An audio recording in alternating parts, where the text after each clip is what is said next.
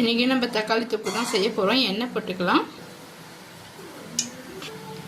கடுகு போட்டுக்கலாம், பொரிஞ்சிடுச்சு. கருவேப்பிலை நல்லா அது பொரிஞ்சிடுச்சு. இப்போ வெங்காயம் போட்டுக்கலாம், கொஞ்சமாக போடுங்க. வெங்காயம் பச்சை மிளகாய் ரெண்டுமே சேர்த்து போட்டிருக்கேன்.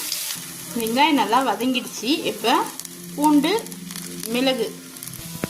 மிளகு வந்து முழுசாக போட்டால் எடுத்து போட்டுருவாங்க. அதனால் நல்லா நசுக்கி போட்டுட்டா அப்படியே அது குழம்புல கலந்துடும். ஒரு தக்காளி போட்டுக்கலாம். தக்காளி வதங்கிறதுக்காக உப்பு போட்டுக்கிறேன். உப்பு போட்ட உடனே நல்லா வதங்கிடும். தக்காளி சீக்கிரமாகவே வதங்கிடும். கொஞ்சமாக புளி போட்டுக்கலாம். இந்த மாதிரி நல்லா மசிச்சு விட்டுக்கணும் தக்காளியை. மஞ்சத்தூள் போட்டுக்கலாம், மிளகாத்தூள் போட்டுக்கலாம்.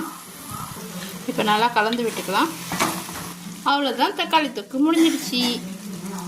கொத்தமல்லி போட்டு இறக்கிடலாம்.